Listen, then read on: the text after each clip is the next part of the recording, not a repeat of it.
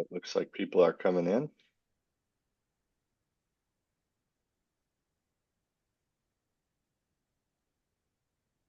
All right. All right. Well, we're going to get started here in just a couple of seconds. Um, I just would ask before we get started that if you would put your questions into the chat, Carrie will go through them at the end of our presentation. And all right. So I'd like to thank everyone for joining us today. My name's Brian Piazza. I'm the Director of Science for the Nature Conservancy in Louisiana. I'm an applied ecologist and I've been working with the Nature Conservancy since 2009. Freshwater challenges require that people work together in new ways and across community boundaries, political parties, and constituencies. However, conflicts can exist when upstream actions cause downstream harm, and those solutions often require investment in areas and communities different from those that are receiving the benefits. So scientific planning tools can help generate partnerships by illustrating the scope and scale of those problems and planning and evaluating solutions.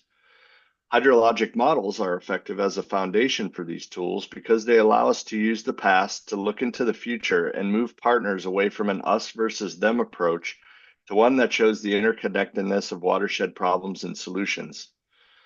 Today, our team is going to show you the Nature-Based Solutions Explorer. It's a model-based tool that we're developing and using to generate partnerships and increase the scope and scale of nature-based solutions in Louisiana to reduce flood risk, adapt to climate change, preserve biodiversity, and also to promote environmental justice. We're using this tool at both local and landscape scales and with a wide group of partners. Water shapes Louisiana. We are located in the southeastern portion of the United States at the nexus of two ecologically and economically significant ecosystems. The Mississippi River, which drains a basin that includes 31 states and the Gulf of Mexico, which is bordered by 5 U.S. states and shares more than 27,000 kilometers of shoreline. All combined, Louisiana's rivers, lakes, bayous, and wetlands collectively cover half of our state. Louisiana also lies in the bullseye of an increasingly active hurricane activity and rising seas. With almost half of our state near or below sea level, Louisiana loses over 91 square kilometers of coastal wetlands each year due to a combination of subsidence and sea level rise. Further inland, the combination of increasingly intense storms, man-made structures built to control rivers for transportation and commerce, and expanding urban areas result in increased floodwaters that overwhelm drainage systems and pose an additional threat to our communities here in Louisiana. In 2016, Louisiana suffered both a 500 and a 1,000-year flood event just months apart from each other. They affected every community in our state. For example, the state capital of Baton Rouge, where I'm talking to you from, flooding damaged more than 180,000 homes and destroyed 22 schools. In response, the state of Louisiana received federal government funding to establish an entity charged with identifying and supporting efforts to prevent future flooding and subsequent disasters. This led to the formation of the Louisiana Watershed Initiative, which now coordinates 9 watershed regions that engage local government and communities in developing flood resilience projects that are aimed to carry out LWI's mission. One of the state's flood mitigation approaches uses nature-based solutions to leverage Louisiana's ecosystems to protect communities and enhance flood resilience. Since the establishment of LWI, the Nature Conservancy and RTI International have teamed up with the state of Louisiana to explore places where harnessing nature might be effective at absorbing and slowly filtering floodwaters to protect communities while enhancing water quality and providing wildlife habitat. The result of this effort is the Nature-Based Solutions Explorer, which quantifiably evaluates risks and opportunities for employing nature in building flood resilience. Now, transboundary issues can exist in Louisiana because our state is actually managed through parishes, which is our word for counties. And that's shown in the map with these kind of light gray boundaries. You can see the LWI watershed regions do not align with those parishes. So what we're doing is developing the Nature-Based Solutions Explorer tool to work within that cooperative LWI regional structure to provide partnerships with scientific information so that parishes and communities can work together instead of at odds to use nature to increase flood resilience. So today our team is going to walk you through the Nature-Based Solutions Explorer by explaining the context of nature-based solutions in which we're working, and then showing you how the tool identifies opportunities and evaluates potential projects. Next, we'll walk through some case studies of how we've used the tool while in development to help communities in our state define and assess projects. And finally, I'll come back to share some important timeline milestones. Hello, my name is Chris Shepard, and I am the Director of Science for the Nature Conservancy's Gulf of Mexico Whole System Program. My area of expertise is conservation and adaptation planning, and I've been working on behalf of the Nature Conservancy for 19 years in this space. At the Nature Conservancy, we define nature-based solutions, or NBS, as project solutions that are motivated and supported by nature, and that may also offer environmental, economic, and social benefits while increasing resilience.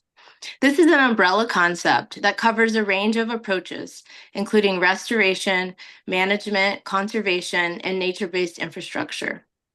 In the early 2000s, the Nature Conservancy was an early pioneer in the NBS space. Initially, our work focused on making the case for NBS as part of the menu of items that governments should consider as part of any resilience building strategy. Now, nearly 20 years later, science has evolved to the point of informing where specific NBS practices are suitable for implementation and quantifying the specific ecological, economic, and social benefits of NBS implementation across the landscape.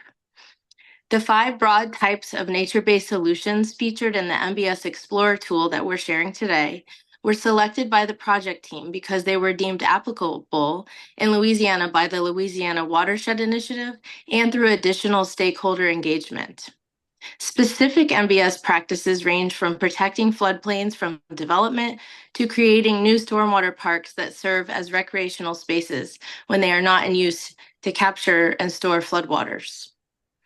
Communities in the United States have variable levels of familiarity with nature-based solutions and may have limited experience in designing and implementing nature-based projects. To address the diverse range of end users that need support in planning for NBS, we developed the Nature-Based Solutions Explorer tool to be accessible and useful for those that are beginners to NBS, as well as those that are looking for a more technical decision support tool to evaluate the benefits of a particular NBS project.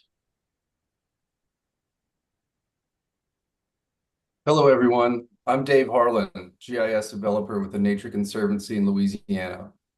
The NBS Explorer takes the wealth of knowledge developed by NBS communities of practice and leverages it into a decision support tool that facilitates the design, scoring, and implementation of NBS projects. Our goal is to place into the hands of project applicants the necessary information they need to design effective nature-based solutions that lower flood risk while preserving or improving the ecological function of waterways. We also set out to make a tool that is usable for our target audience. To further this end, we have engaged a user base of potential practitioners and project applicants to guide the development of the tool. Through a series of virtual workshops, we surveyed our user base to ascertain their top priorities for tool functions.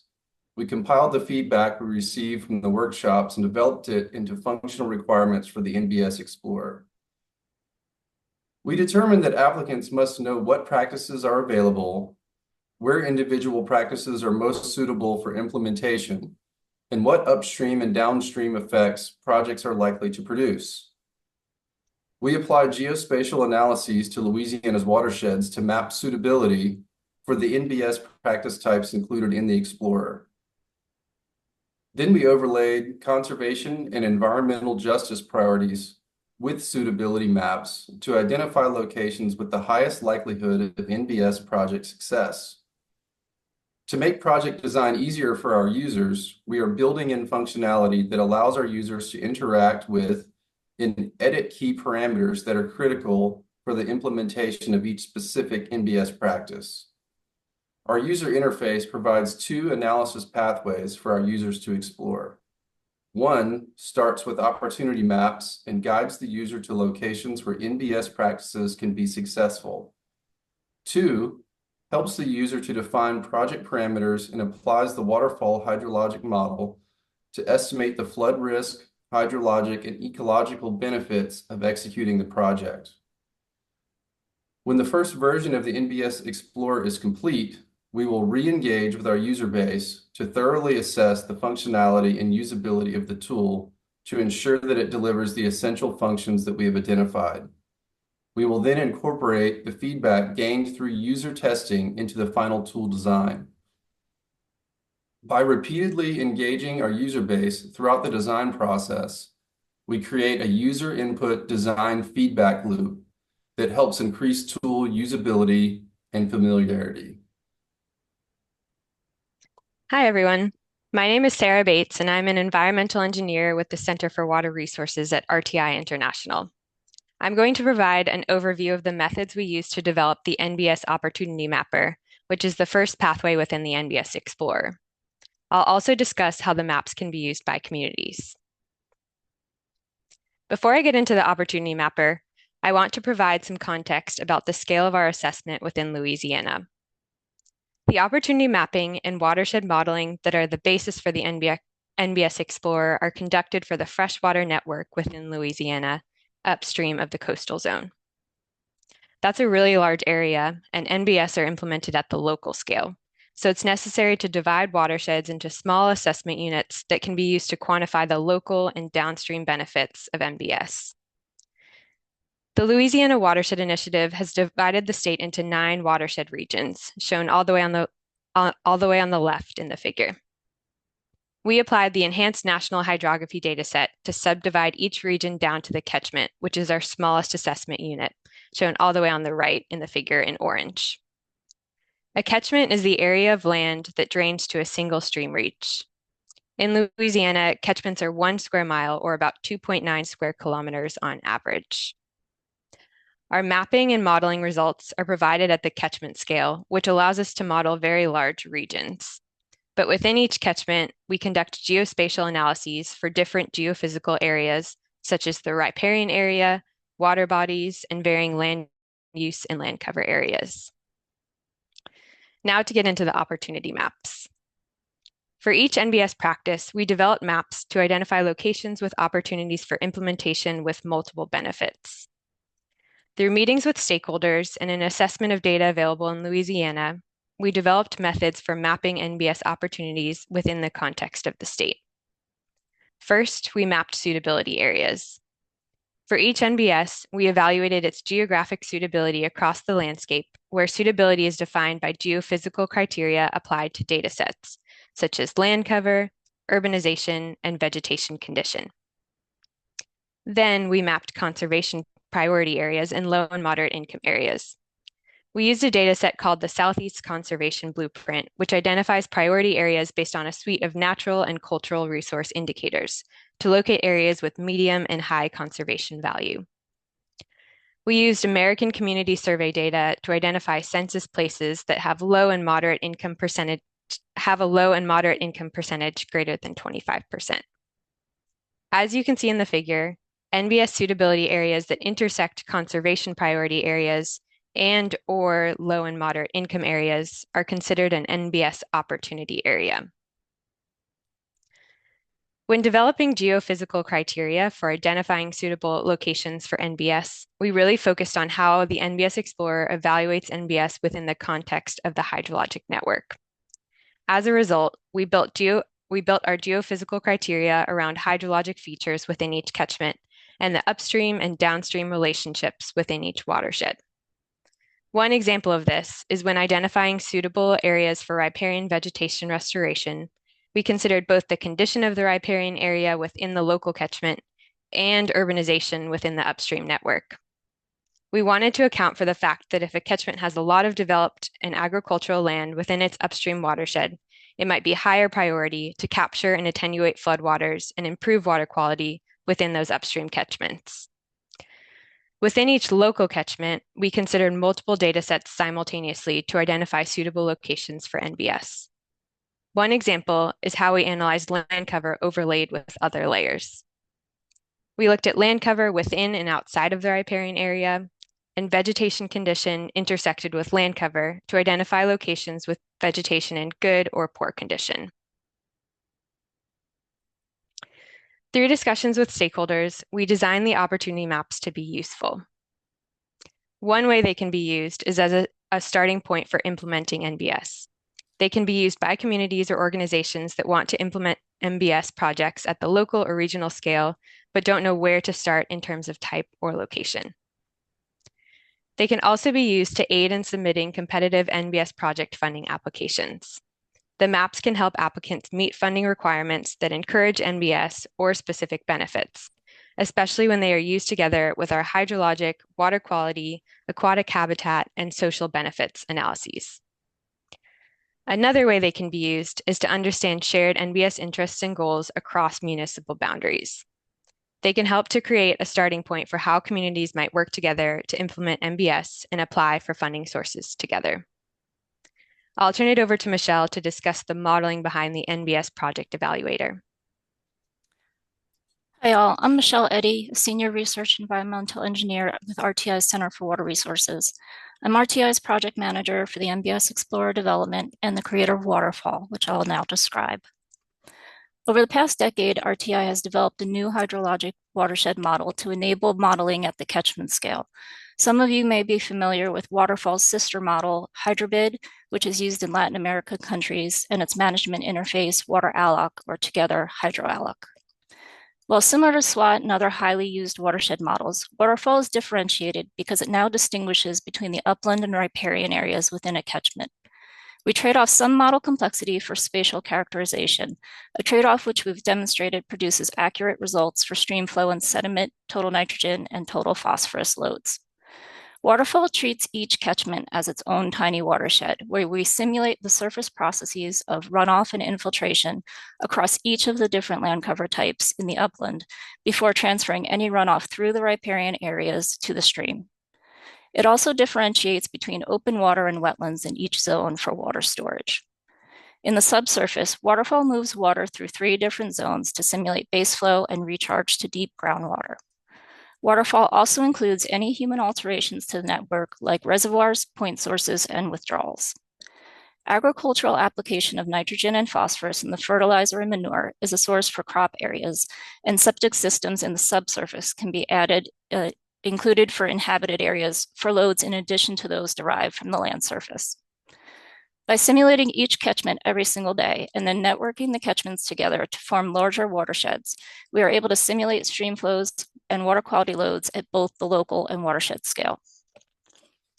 Having this differentiation between the upland and riparian areas, as well as the different land cover and use types within a catchment and watershed, enables us to more precisely cite and simulate NBS practices within a watershed.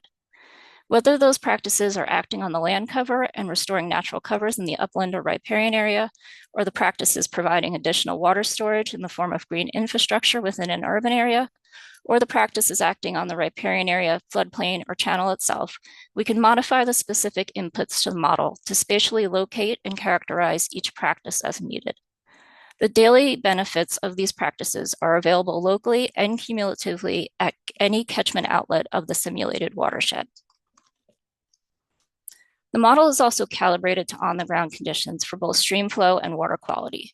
Within Louisiana, we have 25 stream flow calibration locations, shown as black triangles, with additional locations used for validation, and more than 10 water quality sites characterizing the full range of flow regimes and major water quality sources across the state. We have included 37 major reservoirs with basic operations in the model. Within 8 of the 9 LWI regions, shown in black outlines, we have divided the larger watersheds into 32 smaller but networked basins to allow for speedy model calculations and refinement of calibrated parameters. The level of detail available through waterfall modeling is demonstrated with this figure, which shows the median flow from the baseline 20-year modeling period for the over 39,000 catchments we simulate for the watersheds of Louisiana down to the watershed outlets at the edge of the coastal zone. This is why our application does not currently cover Region 8.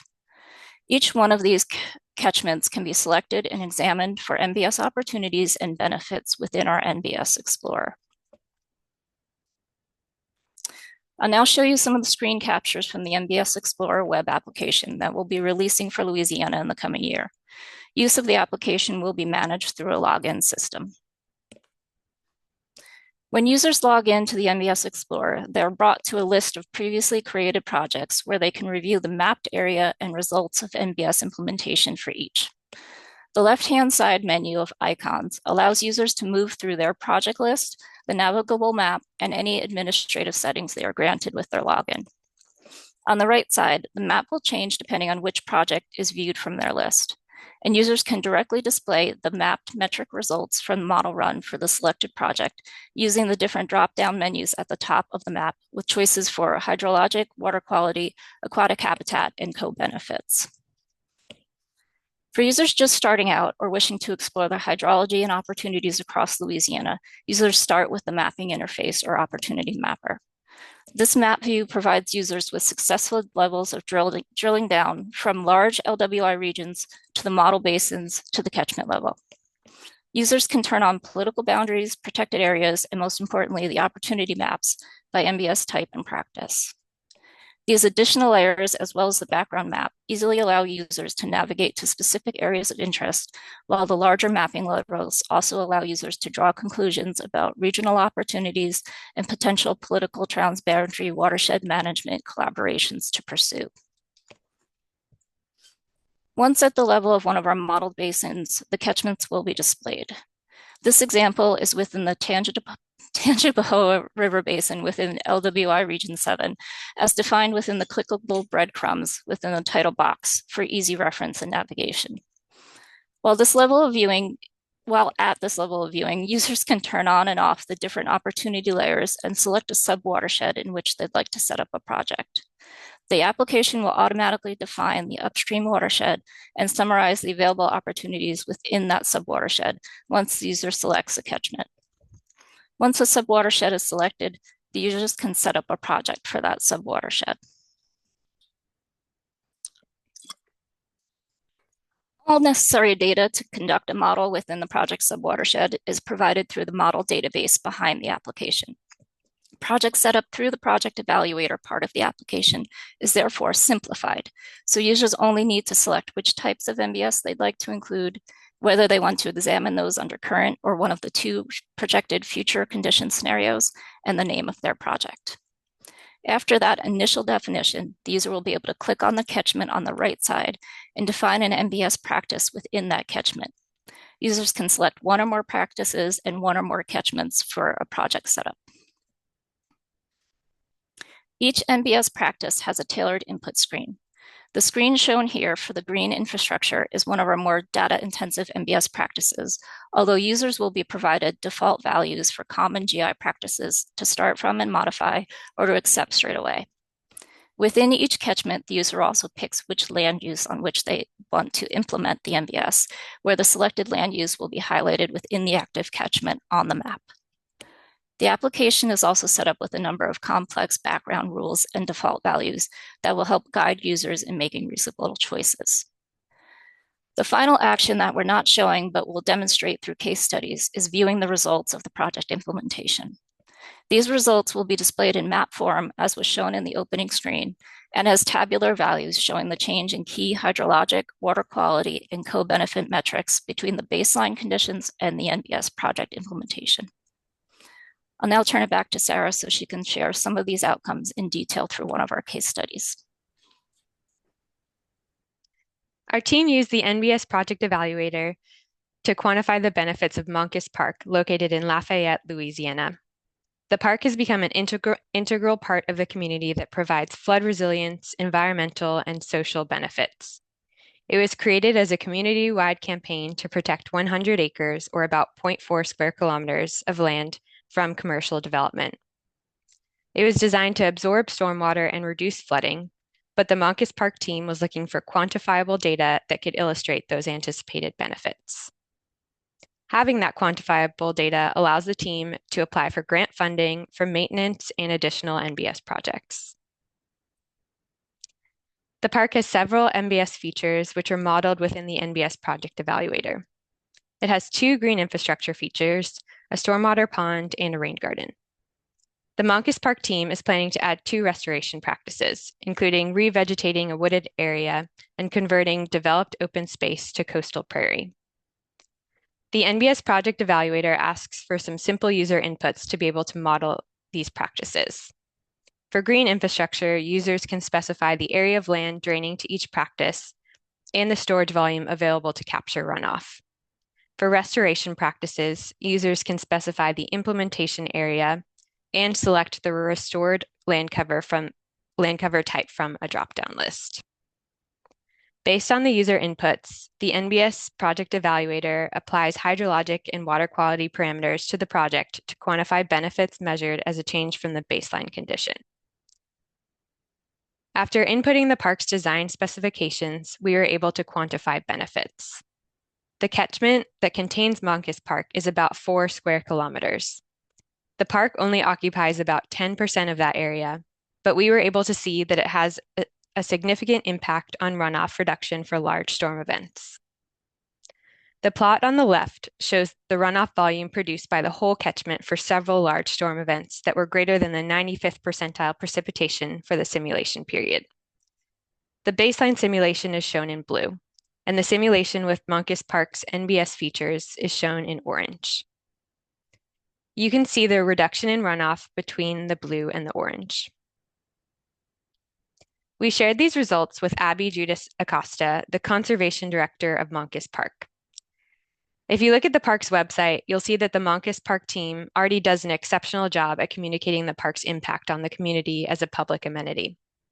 We're happy that we can provide Abby and her team with valuable data to enhance their communication about their approaches to stormwater management and the flood resilience benefits of the park.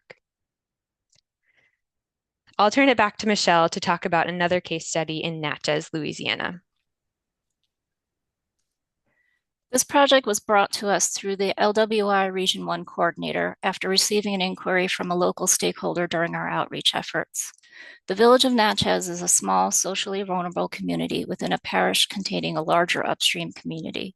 The village experiences flooding throughout their main street area due to the highly altered hydrology within this region after levees were established around the Red River, dams and weirs were installed, and agriculture changed the local landscape.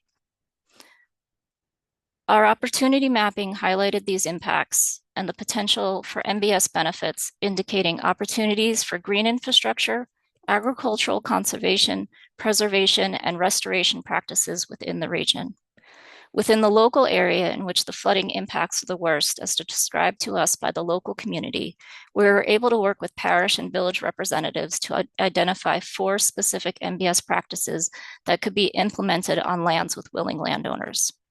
I'm now going to describe the 4 practices, starting with reconnecting an area of wetlands which had become disconnected from the larger system and network due to agriculture. The figure on the bottom left of this slide shows an existing wetland complex in light blue to the west of the village, which is outlined in red. Between the two is Old River, flowing from the top left of the figure downstream to the center bottom of the figure. This river has a tendency to backflow during high flow conditions due to its being cut off from the surrounding wetlands by agricultural fields and control structures much further down the river. We therefore examined a design for a stormwater wetland pond that receives 75% of the flow from the river each day to help attenuate peak loads. The existing conditions within the wetland area are more vegetated and filled in with sediment. By restoring the water storage volume for a portion of the wetland, highlighted by the orange outline, and allowing the storage to fluctuate into the surrounding wetlands during storms, this pond can provide both flood benefits and a source of irrigation water for the surrounding agricultural areas and revenue for the landowner. We evaluate the benefits by examining a stream reach just downstream of the wetland outlet, which is shown by a red X, with and without the NBS implementation. Behind the scenes, as we previously described, Waterfall is simulating the daily stream flow and water quality conditions for each catchment, which can be displayed as a series of time series like this in the chart. However, within the NBS Explorer, we distill these time series down into a series of key metrics that inform the benefits of NBS implementation and provide easier use data for the user. In this case, the 3 large flood events that occurred in the spring and summer of 2017 would have been mitigated by the stormwater pond. The metric for this within the NBS Explorer would therefore show a decrease of 3 flood events per year if we focused on this period. Additionally, we also characterize the duration of such events.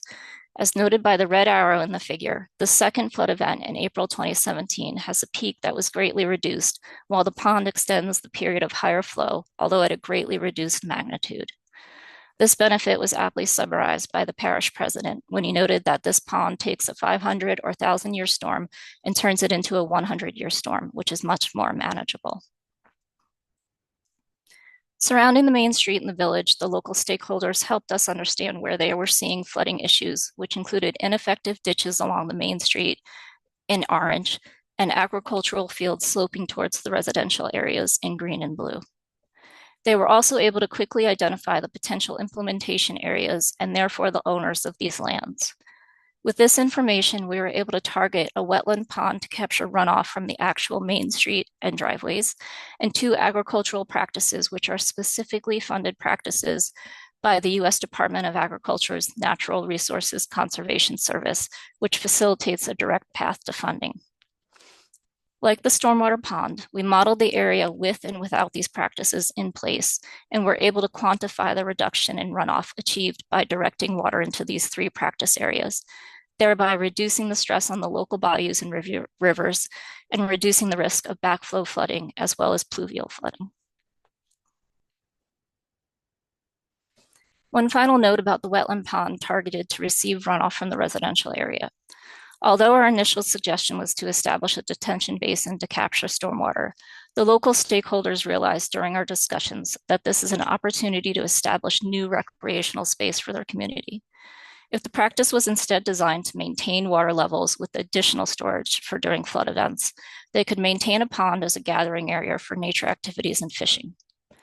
Through our work, the community was selected to move forward into the next round of LWI application process and received funding and technical support for moving into the site designs for these NBS implementations.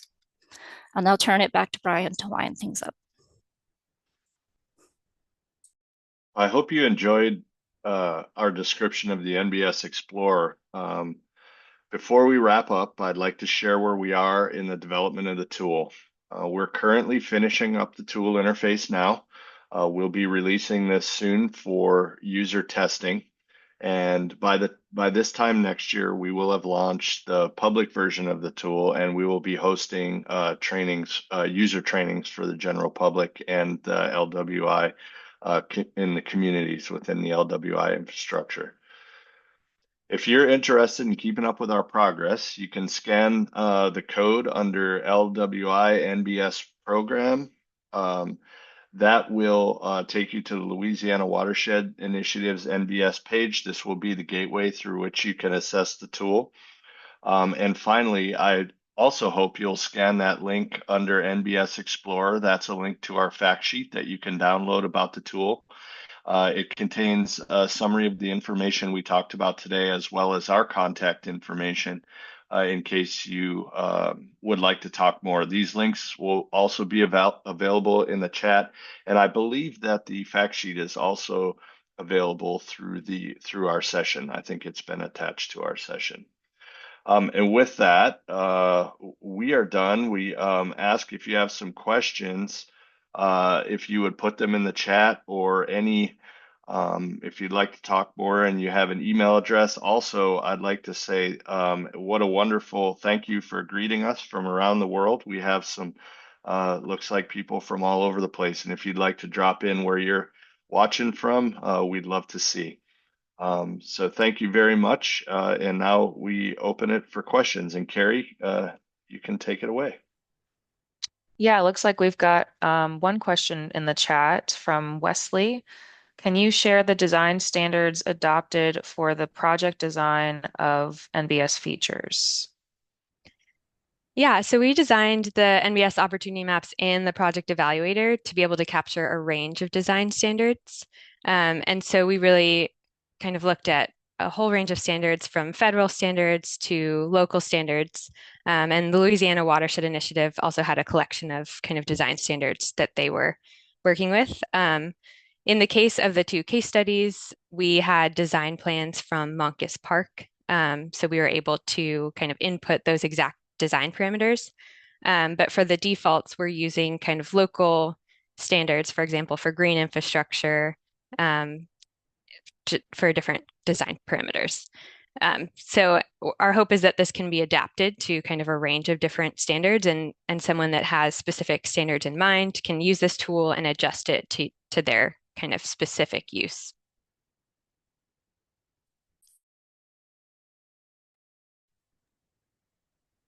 Thanks, Sarah.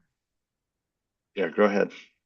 You have anything else to add to that, Brian or Michelle? I don't. I just wanted to say for those of you, I've seen a couple in the chat of folks saying they'd be interested in this for their area, or they'd be interested in attending trainings. If you download, get our fact sheet and email Michelle and myself, we'll get you put on a list. Your email addresses and or if you want to talk more, just reach out to us directly with some questions about how this could be applied in your area. But you can always check back at that LWI NBS program website, and it will have all the dates for our training. But if we have folks, we can set up a little list of emails to make sure that we send out some training dates once we have them, as they're months still down the road. I'll jump in and address, there's been some comments about expanding this tool.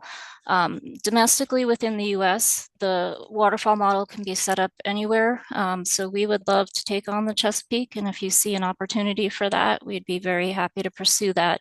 The structure of the NBS Explorer will be created, and we can work on the models in the background anywhere within the US.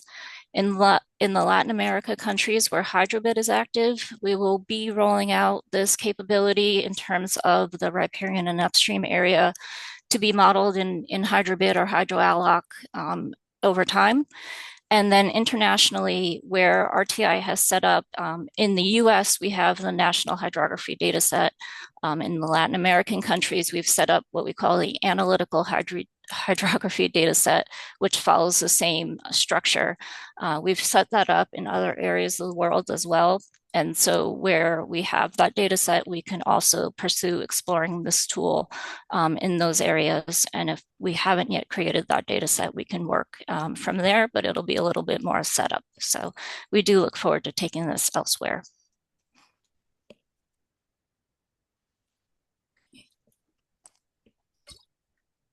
All right, I just put Michelle and Brian's emails in the chat if you are interested in learning more and connecting. And we do have a couple other questions rolling in. It looks like from Farouk, apologies if I'm not pronouncing that correctly. Is the web application capable of running simulations based on user-defined hypothetical scenarios? Yeah, and I can take that. In terms of scenarios, in the modeling itself, the conditions under which you want to investigate NBS, we have the current conditions, which, as we noted, was about 20 years of the past climate and land use to examine NBS in that context. And then we've also created a future land use projection under two, one under lower climate scenario and one under the higher, more extreme climate scenario. And we have the also downscaled climate data to go with that. So in the kind of setup of the conditions, you have three choices that you can run, and those cannot be changed. the user-defined scenarios of what combinations of NBS you want to put and where you want to put them is what you can do in the tool. So you can take one subwatershed and run as many different combinations of NBS as you'd like in that, and you can go to as many subwatersheds as you'd like in the tool. And those will be considered your projects, and you'll have results for each one of those, so you can then take the results and compare and contrast among the scenarios that you've run.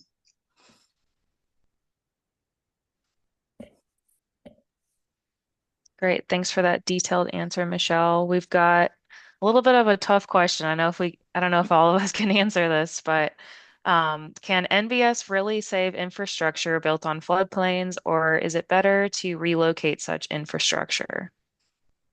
I can take a stab at that one. I think that's a really good question, and I think in certain situations, yes, and in certain situations, no. However, like in Louisiana, where we have a lot of opportunity, there's a lot of areas that couldn't be built on because they were too wet, but they're still located behind flood protection levees or dikes, as they're also called. And so in those cases, we have a lot of land that is potentially available to hold storm waters. We just need to get the water to that land. So we need to like get it through those levees or dikes at certain periods of time. There are places, and that's something that we have that we're fortunate to have. There are other places where, like when we showed in, you know, in that example from Natchez, where the community is located behind, behind big river levees, and what's happened to them, they were able to handle the flooding, but in their case, as the city to the north grew, and as agriculture grew, and started laser leveling fields and building those fields up around the town, the landscape changed around the town that's been there for a long time as the economy in the area changed. And so they are developing these problems as precipitation increases. So I think it's not a yes or no answer, but there are times, and then with increased precipitation in a low state like Louisiana, you know, we're having flooding in areas that we hadn't had flooding that had been typically safe, and so we have to figure out how to address. We're not the climate part of that is the uncontrollable. The landscape use around these areas is the controllable factor, and really this is what our NBS Explorer does, is help us evaluate places where the state can actually make a difference for those built communities, and where it can.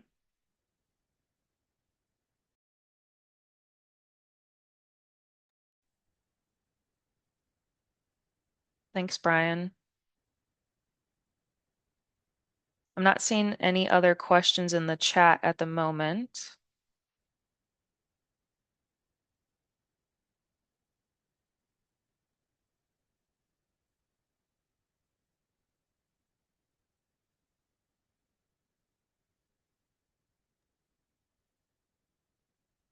Okay. Does anyone else have any questions? And if not, we can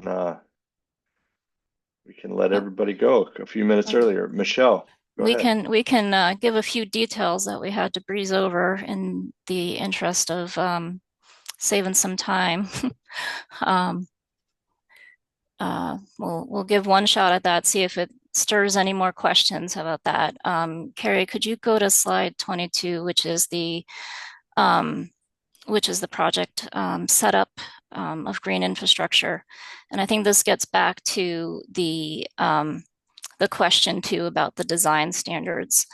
So what's happening in the model in the background is we've set up a series of management options and definitions. That one, thank you, Carrie, that will pull up when you're in here and you're looking at your subwatershed. When you can zoom in right up to the catchment level where you can find your reach of river. And when you click on that catchment, all of that data that we have processed behind it comes up and is there for reference. So you'll be able to know how much area of each land use type you have within that catchment. And you'll also know what opportunities we have defined for that catchment.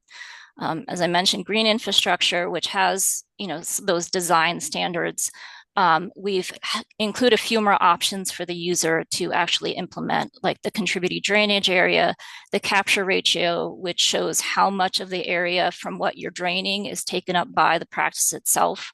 And then those design standards, like how much design depth, so how much rainfall are you going to capture, the ponding depth, how much of that is going to be captured in a surface area, and then below that, the infiltration rate, and then spilling. So is there a pipe, and then at what rate can that spill pipe handle? So those are kind of detailed design issues that we are including within the tool for green infrastructure. For the other types of practices where you're looking at restoring land, you can take something like developed open space and say, I want to restore 30% of it in this catchment. And then we have created for Louisiana specifically a set of different restoration cover types that you might restore to, like bottomland, hardwoods, and different types of forest cover. So the user just needs to select, I want to restore X amount of area from this catchment in this land use cover type to this land cover type. And behind the scenes, we have created, when you restore to this cover land use type, that means you're going to have a different rate of runoff, you're going to have a different amount of evaporation, and you're going to have a different amount of loads of water quality being generated from that newly restored land cover than you did before. So those are the kinds of details and guidance that we've created for you behind the scenes that you won't have to know beforehand, but will be available within the tool and the guidance so that you have a good menu of options to choose from as you're picking and setting up your different NBS practices. All right, good. I think we spurred some questions. Yeah, so we've got a couple questions. The first one, who is this tool available for, and do you operate globally? I think we answered this a little bit, but just maybe a little bit more detail. I think Michelle, if you want to take this one. Sure. Yes. We do operate globally. Right now, this tool was developed for Louisiana, but it is developed on our waterfall model, which is available. We can set that up anywhere in the US with the existing data sets that we have. We really focused when we set this up on using nationally available data sets so that we could transfer this tool to other locations. What we would need to do is set up the models there, calibrate the models, and then we can roll out the tool and make it available to another state or a watershed management group or some other entity that has a specific watershed they want to examine. Internationally, RTI has been working with the Inter-American Development Bank for the Latin American countries for about the same amount of time. We created Waterfall and then we spun off Hydrobid and its newer management allocation with Water Alloc. So this functionality will be available to the Latin American countries where we have been operating Hydrobid for a good number of years. Internationally, I know we've set up models in the Philippines. At that point, the model was called HydroRAM, but it is the same thing. And so we have that underlying hydrology there. And then I believe we have the underlying hydrology in a few other regions of the world. So those are places that we can take the tool to. We do recognize that the data that we used in this version may not be available everywhere internationally. So we may have to come back and do a little redesign of the criteria we use and the kind of options that we can give. But theoretically, this can be taken anywhere in the world.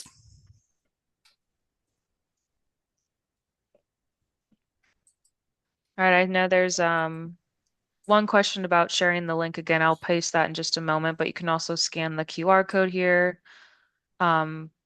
The tool itself is I believe, Michelle, you can correct me, but you have to get a login for it.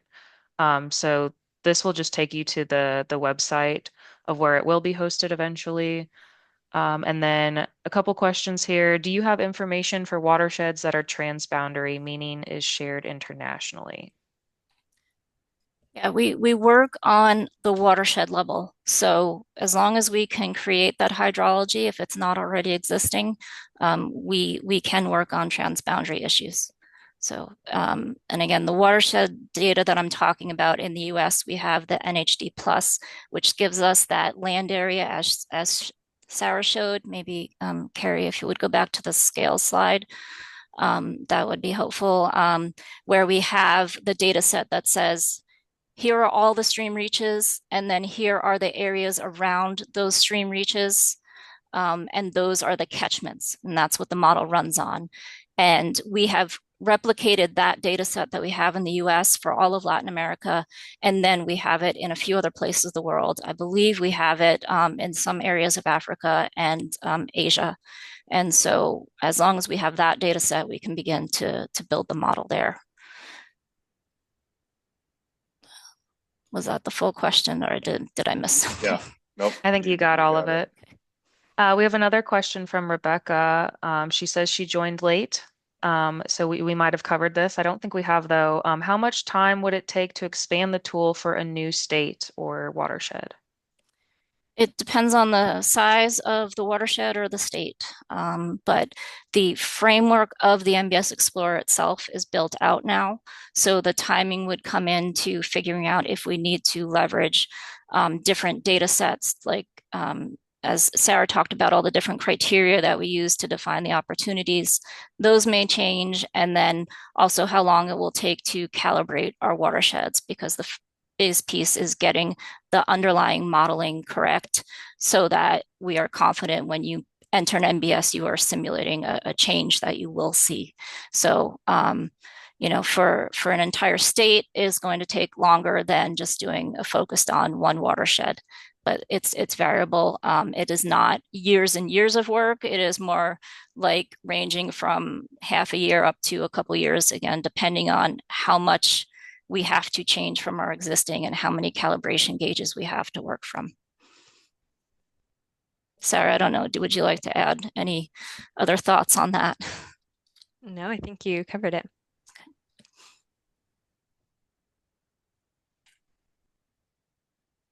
All right. I'm trying to read through. There's a lot of questions now after you presented a little bit more detail, Michelle. We've got a couple here. So could you tell us how much it would cost, or how much cost would be saved totally by installing an NBS on behalf of the original way? Or do you have a calculation on that? So do we include that economic cost at all in the model? We don't include that. What happens in the LWI infrastructure, the regional structure, is that the communities and the regions are using the tool to generate ideas and concepts, and then they get submitted for potential funding, and then from there they use the estimates that we provide in the tool as part of the application process. And then there's an engineering component where they actually do the design and the cost out for the application, and that's done iteratively between the applicant and the state, and there's a process for that. So we can add economic values in terms of ecosystem services, but a lot of times they're variable because of the difference in land costs and just the difference in the types of NBS features. But that's actually part of the process that is past what we do in terms of the design builds for the actual NBS projects. And building on that question, is there quantifiable results for the protection of biodiversity, such as saving a number of species? So we're actually working on that right as we speak, and didn't include that because our results are coming. We just reviewed our first set of results for that. What we're using is we're doing a big flow ecology study along with this to determine what the value of these different actions is on aquatic habitat. And so we're just reviewing the different metrics that are coming. We're using long-term monitoring data as well as our modeled estimates. And so we've seen some very promising results, and that will be added to the tool here within the next month. So we didn't present that because we're still in the process of reviewing the results, and we're using fish communities and fish that are important to the local people. These are the metrics that we're looking at because of the local importance to people in their livelihood and also their culture and their recreation. Yeah, and I'm gonna just make sure, Carrie, you're probably reading down, but a question just came in: do you assess e-flows? And to just build on exactly what Brian was talking about, the ecological flows analysis that Brian just described is exactly that. With the fish communities, we are assessing and establishing those relationships where we're able to say, based on what's starting to show up, the number of high flow events in the spring periods, the floodplain spawners improve in their condition once you reach a threshold of something like 10 events. So we have those quantitative thresholds and environmental flow metrics that are being built right now. So I just wanted to make sure we tag that one at the same time. But yes, that will be in, and it is an entire statewide ecological flow analysis that's happening. And we've already used waterfall foreign e-flows analysis for oysters in coastal habitat. So we know it works. And like Michelle does, the trick is finding flow metrics that NBS would actually impact and then linking those to the species of importance or the guild. So we also are looking at a guild of suckers, which are really sensitive to in-stream flows, and finding some promising results with them as well. Yeah, and I'll also add, we have a series of papers where we have done ecological flows for the entire state of North Carolina, using waterfall as the basis of hydrology. And so if you're interested in that, please email me and we can send you the set of papers. And the work in Louisiana is building off of that. And there's also some similar work in South Carolina. So all US states, but we've been really focusing on the concept that waterfall gives you the flows in each of these different stream reaches, which makes it, gives you more variety in the biological conditions you can assess and the fish observations that you can compare to. Yeah, so we're running up on almost end of time, and I know there's a question about, are people able to access the slide presentation? I know that this is being recorded. I might hand it over to our support on here from Trippus. Are people able to access the slide presentation, or is that something they would want to email us for? All right, it's looking like they will we will need to email them. So again, I'll put our emails in the chat, but I believe the recording will be available afterwards. We have a question here. I'm not sure. I think if Chris has been having some computer issues, but this would be one I think you could take a stab at, Chris. Which state in your view is the role model for good implementation of nature-based solutions? Do you have any quick examples of anything in the Gulf Coast that would be helpful if you're able to if you're still with us here? I know you were having computer issues this morning. Can you hear me, Brian? Yep. So I would say that some of the Gulf Coast states have somewhat of an advantage because there's additional funding in that region from the Deepwater Horizon oil spill that has crossover between some of the funding available for flood mitigation. So there are some great project examples, not only in Louisiana, but also in coastal Alabama and in the state of Florida. But I do think that one of the components of NBS that funders like state governments and the federal government are really looking for is the co-benefits associated with the projects, and also the cost effectiveness for the flood mitigation. So I think that this NBS Explorer tool can really help unlock some of some of those pieces of planning for NBS, because for it to be really meaningful, it needs to occur at a larger scale across the landscape, more so than kind of one-off individual projects. We have led a planning project called SUNS, which is scaling up nature-based solutions in the Florida Panhandle. And that helps local governments plan for NBS across a 3-county region. But in the future, we'd really like to pair that type of planning up with the tool that we're developing here. But yeah, there's some good project examples across the Gulf states. Thank you, Chris.